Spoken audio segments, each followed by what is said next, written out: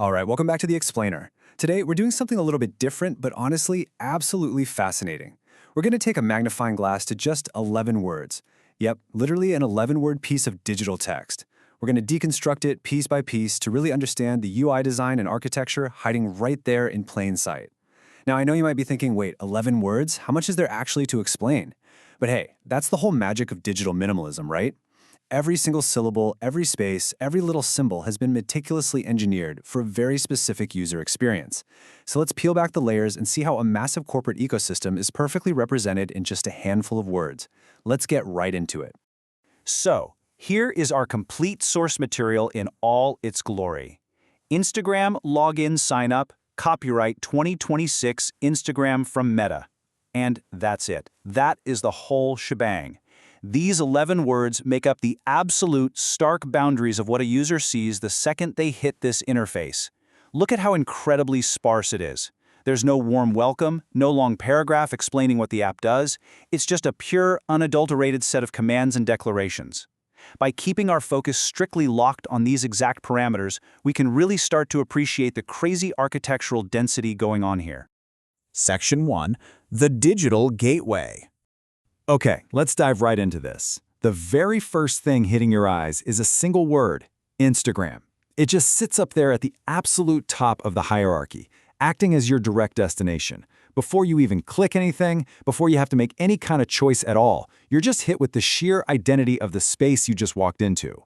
Notice how it doesn't say, "Welcome to Instagram." It doesn't need to. It simply states its own name, asserting itself as this definitive, standalone location in the digital landscape. It basically demands your recognition. Section 2. A binary choice. Now, a digital space like this, it can't stay passive for long. Almost immediately, the interface pivots from just naming itself to demanding an action from you. And this brilliantly illustrates the central crossroads of the whole setup. You get two options. That's it. Log in or sign up. When you stop to think about the psychological weight of those two little commands, it's actually huge. Log in is all about the known past, right? It assumes you've already got a history here, a totally constructed digital identity just waiting to be fired back up. But sign up? That represents the complete unknown, the future. It's a direct prompt to hand over your data and build a brand new identity from scratch within their walls. And notice, there is absolutely no third option. So you really have to ask yourself, which path defines you here? Are you just returning to a past you've already built, or are you crossing that threshold to sign up for something entirely new? The absolute brilliance of this source material is how it completely distills your entire relationship with the platform down to one totally unavoidable interaction. You literally cannot proceed without declaring your status. Section 3. The future is 2026. All right, let's shift gears for a second and look at those 4 digits, 2026. Sitting there completely isolated, they actually serve a really specific function. This temporal marker firmly drops this entire digital environment into a precise, exact reality. It's a quick reminder that this interface, the choices you're making, the brand itself, they don't just float around in some timeless digital void. They exist right here, right now, in 2026. It anchors the whole artifact and gives it this heavy sense of modern relevance. But what's really interesting to me is what sits right next to that year, that little copyright symbol. It entirely changes the vibe, doesn't it?